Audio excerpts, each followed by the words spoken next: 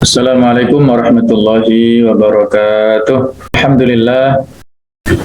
Alhamdulillahilladzi bi ni'matihi tatimmus shalihat wa bi fadlihi tatanazzalu al khairat wal barakat wa bi taufiqihi tatahaqqaqul maqasidu wal ghayat.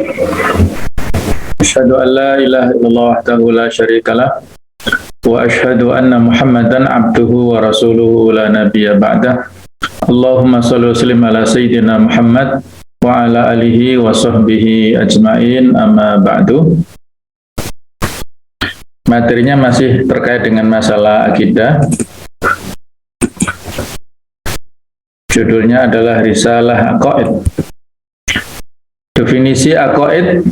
Aqaid itu adalah jamak dari akidah, yaitu perkara-perkara yang hati Anda membenarkannya, jiwa Anda menjadi tentram karenanya, dan ia menjadikan rasa yakin pada diri Anda tanpa tercampuri oleh keraguan dan kebimbangan. Itulah yang disebut dengan akidah. Jamaknya adalah aqaid atau i'tiqad. Ya, sama dengan keimanan itu sendiri. Sebuah keyakinan yang menancap kuat di dalam hati kita tentang perkara-perkara tertentu. Kita menjadi yakin, tidak ragu sama sekali, tidak bimbang sama sekali terhadap keyakinan itu. Nah, kalau kita lihat bahwa keyakinan atau akidah atau etikot kita itu memiliki tingkatan. Manusia dalam hal kekuatan dan kelemahan akidahnya terbagi dalam beberapa tingkatan sesuai dengan kadar kemantapan dan kemapanan argumentasi yang ada dalam jiwa mereka masing-masing. Argumen itu adalah alasannya. Sejauh mana tingkat alasan yang dimiliki oleh seseorang, bukti-bukti yang ada dalam diri kita itulah semakin kuat bukti dan alasan yang ada dalam diri kita, maka keyakinan dan akidah kita semakin kuat. Kami akan menjelaskan kepada Anda permasalahan ini lewat contoh berikut. Ini hanya sekedar sebuah permisalan ya. Misalnya ada seseorang yang mendengar tentang adanya sebuah negara yang belum pernah ia melihatnya sebelumnya. Sebut saja Yaman sebagai contoh. Ia mendengar itu dari orang yang tidak pernah berbohong. Maka sudah pasti ia akan mempercayai dan meyakini tentang keberadaan negara tadi.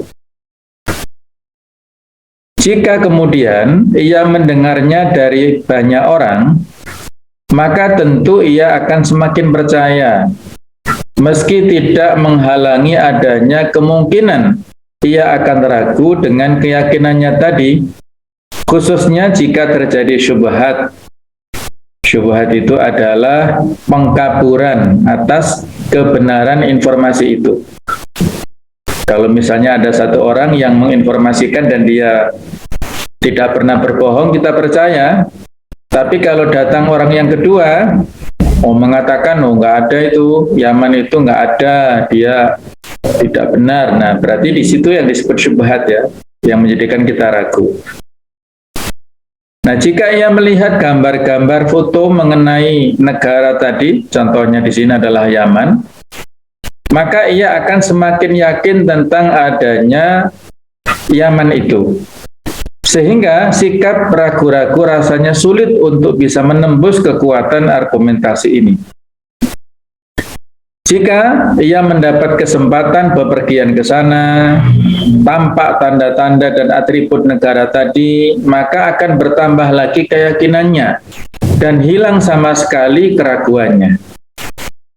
Kalau sampai pada tingkat ini, ada orang tertentu yang mengkonter ya, yang membantah, nggak ada negeri Yaman, maka kita katakan orang itu tidak benar. Nah, kita sendiri yang sudah betul-betul melihat dengan mata kepala kita sendiri, ya. Tatkala ia turun dan melihat negara tadi dengan mata kepalanya sendiri, maka tidak mungkin keraguan akan datang. Keyakinan ini akan semakin menguat dalam jiwa, sehingga mustahil ia bergeser dari keyakinannya itu, kendati semua orang sepakat menentang. Jika kemudian ia bisa berkeliling di jalan-jalan yang ada, serta mempelajari situasi dan kondisi negara itu, tentu akan bertambah lagi pengalaman dan pengetahuannya. Dan hal itu bisa memperjelas dan menambah keyakinannya tadi. Itulah yang disebut dengan ainul yakin, ya. Jadi keyakinan yang kita lihat dengan mata kepala sendiri. Oleh karena itulah, dalam hal ini kalau kaitannya dengan masalah keimanan, itu juga bertingkat-tingkat sesuai dengan pengetahuan kita, pemahaman kita. Jika kalian telah memahami contoh tersebut, maka ketahuilah bahwa demikian juga manusia di depan akidah. Mereka berkelas-kelas sesuai taraf kepahamannya. Ada dari mereka yang mentalaki akidah itu, mentalaki artinya menerima, ya, menerima akidah itu begitu saja dan meyakininya karena adat dan tradisi, karena ikut-ikutan. Ya, seperti kita pada umumnya kan, kita Islamnya kita sudah sejak kecil, ayah kita muslim, ibu kita muslimah, kita ikut-ikutan tanpa ada sebuah kesadaran tentang kebenaran nilai-nilai Islam itu. Model pemahaman semacam ini sangat rawan untuk diserang oleh kebimbangan, terutama jika ia menemui aneka bentuk syubhat. Ya, misalnya keimanan kita kepada takdir Allah, yaitu banyak sekali syubhatnya. Ada seseorang, ya, yang mana dia itu seorang muslimah, ya, seorang perempuan muslimah. Usianya usia remaja lah, ya, usia 20-an kira-kira. Terus dia sudah ingin menikah. Nah, akhirnya dia punya obsesi menikah dengan seorang ustadz public figure yang bertaraf nasional, ahli baca Quran. Jadi keinginannya muluk-muluk seperti itu. Ketika ustadz ini datang ke sebuah tempat, dia minta anggota keluarganya untuk mengantarkannya menemui ustadz ini, perkenalan atau lebih lanjut lah PDKT, ya, pendekatan dengan ustadz. Tapi tidak ada satupun anggota keluarganya yang meresponnya, mungkin karena faktor biaya, karena dia dari orang desa. Akhirnya dia hanya berangan-angan, tidak ada batasnya, sampai ngelamun, sampai ya barangkali diganggu oleh setan, oleh jin. Angan-angannya 1-2 tahun dia lewati, 3 tahun dia lewati, tidak ada laki-laki lain yang mau mendekati dia untuk menjadikan dia calon istri. Akhirnya sampai kurang lebih 10 tahunan dia menunggu jodohnya tidak datang-datang, dan akhirnya pada klimaksnya dia tidak percaya lagi dengan adanya Tuhan, ya. Na'udzubillah min dzalik. Itulah, ya, karena ada kebimbangan dalam dirinya. Dia tidak yakin betul bahwasanya Allah itu maha segalanya. Dia tidak yakin bahwasanya yang namanya rezeki, ajal, dan termasuk di dalamnya adalah persoalan masalah jodoh itu adalah di tangan Allah. Kalau tidak ada keyakinan yang totalitas dalam hal itu, maka ada syubhat dalam dirinya, keraguan-keraguan. Akhirnya tidak percaya dengan kekuasaan Allah Ta'ala. Na'udzubillah min dzalik, ya. Jadi dia seolah-olah sudah murtad dari Islam, ya. Na'udzubillah. Ada pula yang sampai menganalisa dan berpikir, sehingga dengan itu bertambahlah imannya dan semakin kuat keyakinannya. Kalau kita misalnya ke tempat-tempat yang indah, bedanya kalau kita orang muslim dengan orang non-muslim itu, pada saat kita melihat keindahan alam, dan biasanya disebut tadabbur alam, ya, penghayatan kepada alam semesta, pergi ke pantai atau ke gunung, Maka yang terbaca dalam atau pada saat kita melihat keindahan alam itu adalah Khaliq, ya, Al-Khaliq. Pencipta alam yang sedemikian indah itu adalah Allah Subhanahu wa taala. Sementara orang-orang yang imannya itu tipis ataupun dia non-muslim, ya melihat keindahan alam semata-mata, lupa dengan pencipta alam raya itu. Nah, sementara itu ada juga yang terus-menerus melakukan analisa dan proses perenungan, berusaha dengan sungguh-sungguh untuk taat kepada Allah, melaksanakan perintahnya, dan berupaya membaikkan ibadahnya. Maka saat itulah lentera hidayah akan memancar dalam kalbunya, sehingga ia bisa memandang dengan cahaya basirohnya. Nah, ada kata-kata basirah, ya. Cahaya basirohnya, cahaya mata hatinya, cahaya kalbunya, dengan objektif melihat sebuah cahaya kebenaran itu, maka sempurnalah imannya, paripurnalah keyakinannya, dan semakin teguhlah hatinya. Sebagaimana keimanan yang dimiliki oleh para nabi dan rasul, ya. Mereka ini keimanan yang luar biasa, karena tingkat pengetahuannya tentang masalah Allah Ta'ala, tentang adanya takdir-takdir dan sebagainya, itu mereka di atas rata-rata manusia pada umumnya.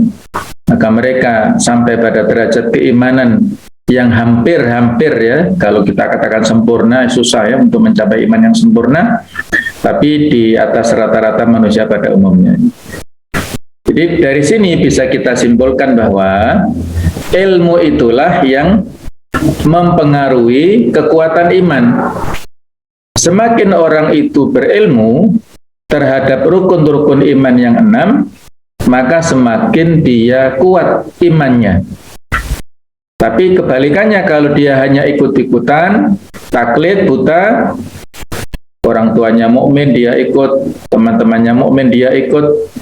Nah, suatu saat nanti kalau dia berada pada lingkungan, sebagian di antara tetangganya atau koleganya atau teman kuliahnya nanti yang tidak percaya dengan Tuhan misalnya, atau yang non-muslim misalnya, maka bahaya, ya, itu akan mudah terpengaruh dengan lingkungan yang buruk itu.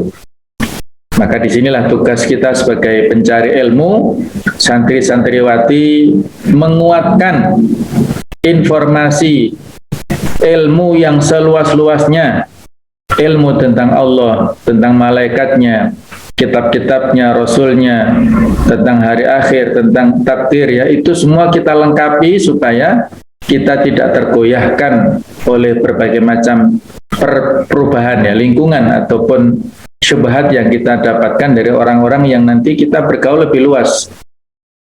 Karena kalau sudah tidak di pondok, di luar itu lingkungannya semakin luas. Kalau nanti kuliah misalnya, itu akan bergaul dengan mahasiswa dari segala macam penjuru, berbagai macam segmen. Mereka latar belakangnya macam-macam, ya. Kalau tidak dibentengi dengan iman yang kokoh, akidah yang kuat, maka bisa terpengaruh keburukan mereka. Allah Ta'ala berfirman, وَالَّذِينَ اهْتَدَوْا زَادَهُمْ هُدًى وَآتَاهُمْ تَقْوَاهُمْ. Dan orang-orang yang mendapat petunjuk, Allah menambah petunjuk kepada mereka dan memberikan kepada mereka balasan ketakwaannya. Jadi di sini coba kita perhatikan, ya. Orang-orang yang mendapatkan petunjuk, zadahum huda, maka akan ditambahkan petunjuknya lagi oleh Allah Ta'ala. Wa atahum taqwahum, dan akan diberikan kepada mereka balasan ketakwaannya. Jadi semakin orang itu berusaha untuk mendapatkan petunjuk Allah, maka Allah akan mengarahkan dia untuk mendapatkan petunjuk yang lebih besar dan lebih banyak. Semakin dia berusaha mengkondisikan dirinya untuk taat dengan aturan Allah, maka semakin dia dikondisikan Allah Ta'ala untuk melaksanakan berbagai macam ketaatan ataupun ketakwaan, ya. Sesungguhnya saya menyajikan contoh ini di hadapan Anda agar Anda bisa meningkat dari posisi taklid dalam masalah tauhid menuju penggunaan akal pikiran dalam memahami akidah. Jadi kalau taklid itu ikut-ikutan tanpa ilmu, mengikuti tanpa ilmu. Maka dalam masalah tauhid kita harus meningkatkan kualitas, bukan hanya taklid tapi paling tidak ittiba itu ikut dengan ilmunya, ya. Mengetahui, dengan adanya ilmu itulah kita semakin kuat. Nah, bagaimana cara kita menggunakan ilmu adalah dengan akal pikiran. Kita memakai yang namanya dalil akli dalam memahami akidah. Mohonlah pertolongan Allah untuk bisa taat kepada Allah dalam upaya bermakrifah atau mengenal kepada asas-asas agamanya, sehingga Anda benar-benar sampai ke derajat tokoh dan naik ke puncak kesempurnaan. Itulah ya, semakin kita berupaya, maka Allah zatahum huda, akan ditambahkan petunjuk dan akan diberikan balasan ketakwaan. Poin yang ketiga adalah penghargaan Islam kepada akal. Asas akidah Islam sebagaimana keseluruhan hukum-hukum syariah adalah kitab Allah dan sunnah Rasulnya. Kendati demikian, Anda harus paham bahwa keseluruhan dari akidah ini mendapat pembenaran dari akal dan dikukuhkan oleh analisa yang benar. Oleh karena itulah Allah memuliakan akal dengan menjadikannya sebagai salah satu syarat mukallaf atau pemikul beban syariat. Di antara syarat orang terkena beban syariat, wajib sholat, wajib puasa, wajib melaksanakan rukun Islam yang lain, maka dia berakal. Biasanya gandeng dengan balik, ya, akil balik. Nah, digandeng seperti itu. Kalau tidak berakal, majnun misalnya, orang gila, maka tidak ada syariat yang harus dia pikul, ya, bukan mukallaf. Jadi akal inilah sebagai salah satu syarat taklif. Islam menjadikannya sebagai faktor adanya taklif atau kewajiban menjalankan agama dan memerintahkannya untuk selalu meneliti, menganalisa, dan berpikir. Allah Subhanahu wa Ta'ala berfirman, "Qulinduru madza fis samawati wal ardi wa ma tughnil ayatu wan nuduru an qaumil la yu'minun."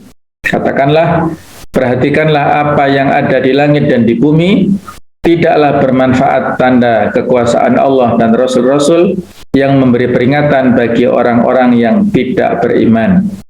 Jadi itu, orang yang ghairu mukmin ketika melihat kekuasaan Allah, dia tidak terlalu, nggak nyambung lah gitu ya, terhadap kholiknya.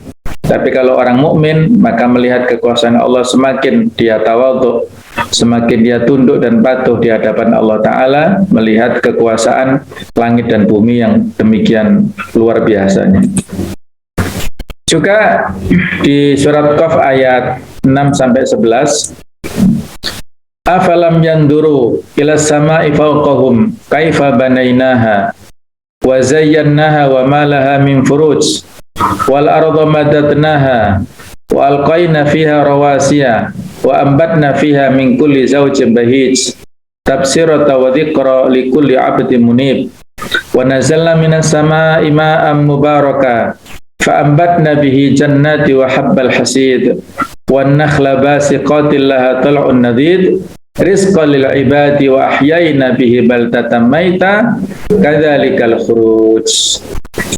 Maka apakah mereka tidak melihat akan langit yang ada di atas mereka, bagaimana kami meninggikannya dan menghiasinya, dan langit itu tidak mempunyai retak-retak sedikit pun, dan kami hamparkan bumi itu, dan kami letakkan padanya gunung-gunung yang kokoh, dan kami tumbuhkan padanya segala macam tanaman yang indah dipandang mata, untuk menjadi pelajaran dan peringatan bagi tiap-tiap hamba yang kembali mengingat Allah. Dan kami turunkan dari langit air yang banyak manfaatnya, lalu kami tumbuhkan dengan air itu pohon-pohon dan biji-biji tanaman yang diketam, dan pohon kurma yang tinggi-tinggi, yang mempunyai mayang yang bersusun-susun, untuk menjadi rezeki bagi hamba-hamba kami dan kami hidupkan dengan air itu tanah yang mati kering, seperti itulah terjadinya kebangkitan. Inilah bagaimana sunnah kauniyah yang ada di alam raya di sekitar kita ya. Tidak ada satupun dari segala makhluk itu yang terlepas, yang bisa bebas dari kehendak Allah Ta'ala. Semuanya itu adalah patuh dan tunduk atas perintah Allah. Ada yang tumbuh, ada yang bergerak, ada yang hidup, ada yang mati. Semuanya tidak ada yang bergerak. Itu namanya sunnah kauniyah. Nah, pada saat sunnah kauniyah ataupun ketentuan Allah Ta'ala yang ada di alam raya, tidak ada satu alam pun yang memisahkan atau yang terlepas dari takdir, tidak ada yang bisa bebas ya, tidak ada yang bisa menentang takdir Allah, maka seharusnya seperti itulah yang harus kita miliki sikap kita dalam menghadapi sunnah syar'iyyah, ketentuan Allah yang bersifat syariat yang ada dalam agama kita. Tidak boleh kita tentang ya. Kalau sunnah kauniyah misalnya gini ya, sekarang lagi banyak yang sakit kan ya. Kalau memang Allah mentakdirkan dia sakit, nggak bisa dia untuk menentang itu kan. Nafsu makannya berkurang, istirahat juga tidak nyaman. Nah, jadi itu sunnah kauniyah. Tidak bisa lepas dari itu, Allah sudah mentakdirkan ya. Dan itu juga tidak lepas daripada sebab akibatnya, misalnya kurang istirahat atau kurang makan, atau mungkin tertular dengan interaksi dengan orang lainnya misalnya. Nah, itu tidak bisa dia hindari kalau sudah takdirnya sakit-sakit. Nah, begitu pula dalam hal ini, dalam hal sunnah syariah, Allah sudah menentukan hukum-hukumnya, ada yang boleh, ada yang tidak, ada yang terlarang, ada yang makruh saja, semua sudah jelas, maka tidak ada pilihan kecuali mengikuti ketentuan-ketentuan itu. Sama dengan kita taat kepada sunnah kauniyah, maka begitu pula kita tidak boleh ingkar terhadap sunnah syar'iyah. Pada saat yang sama, Allah mencela mereka yang tidak berpikir dan tidak melihat atau menganalisa. Misalnya Allah Ta'ala berfirman di antara ayat Al-Quran surat Yusuf 105, wa ka'ayyim min ayatin fis samawati wal ardi yamurruna 'alaiha wa hum 'anha mu'ridun. Dan banyak sekali tanda-tanda kekuasaan Allah di langit dan di bumi yang mereka melaluinya, sedang mereka berpaling darinya. Itu tadi ya. Dia melihat bagaimana keagungan alam raya, matahari, bulan, bintang-bintang. Dia berdiri di pinggir pantai dengan ombak yang sekian besarnya ya, sampai ya bahkan kalau melewati dengan kapal ya melebihi kapalnya. Dia naik ke gunung misalnya, betapa kecilnya dia, betapa agungnya kekuasaan Allah. Namun di antara kita kadang-kadang berpaling ya, berpaling darinya, tidak mau mengembalikan kekuasaan itu kepada pemilik atau kholiknya. Allah juga menuntut kepada setiap penentang Islam agar mengeluarkan argumentasi sehingga jelas mana yang benar dan mana yang batil. Ini sebagai satu penghargaan kepada argumentasi dan kemenangan akan hujjah yang nyata. Hujjah artinya adalah alasan. Tersebut dalam hadis bahwa ini sebagai ini ya di antara sabab nuzulnya, summa ja'ahu Bilal ba'dama adzana fasallama falamma ra'ahu yabki qala ya Rasulullah tabki wa qad ghafarallahu laka ma taqaddam min dhanbika wa ma ta'akhkhar qala wa ma li la abki wa qad unzilat alayya al-laila inna fi khalqis samawati wal ard wa ikhtilafil laili wan nahar la ayat li ulil albab. Al-ayah wailun liman qara'aha thumma lam yatafakkar fiha. Jadi suatu saat diceritakan Bilal sedang adzan subuh. Tiba-tiba dilihatnya Rasulullah SAW menangis. Lalu ia bertanya kepada beliau tentang apa yang menyebabkan beliau menangis.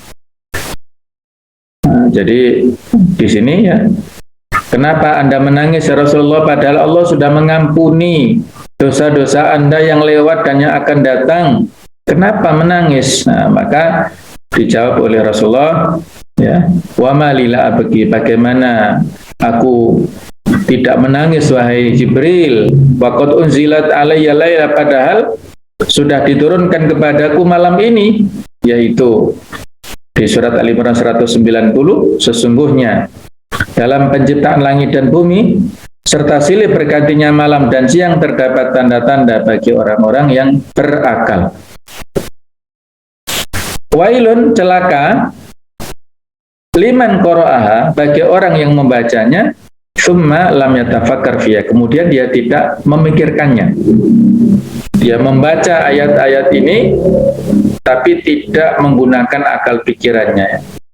La ayatin li ulil albab, itu adalah tanda bagi orang-orang yang berpikir. Kalau dia tidak memikirkan tentang penciptaan langit dan bumi, silih bergantinya siang dan malam, berarti dia betul-betul orang yang celaka. Dari sinilah kita mengetahui bahwa Islam tidak menghalangi berpikir dan tidak memenjarakan akal, namun membimbingnya untuk komitmen terhadap batas kemampuannya, menunjukkan kekerdilan ilmunya, dan menyuruhnya agar terus menambah pengetahuan. Wa ma utitu minal ilmi illa qalila, dan tidaklah kamu diberi pengetahuan melainkan sedikit sekali. Dan firman Allah yang lainnya, wa qur rabbi zidni ilma. Ini perintah Allah kepada Rasulnya.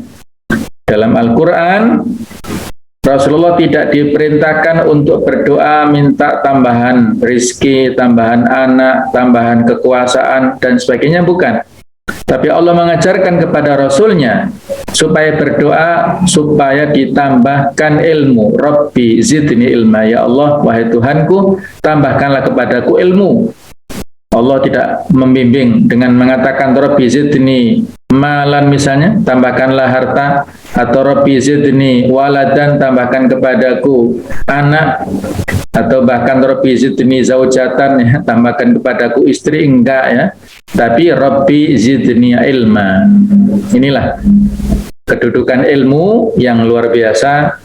Dalam hal ini adalah dalam aspek akidah, yang dengan ilmu itulah kita akan diantarkan kepada kekuatan iman yang sebenarnya, ya.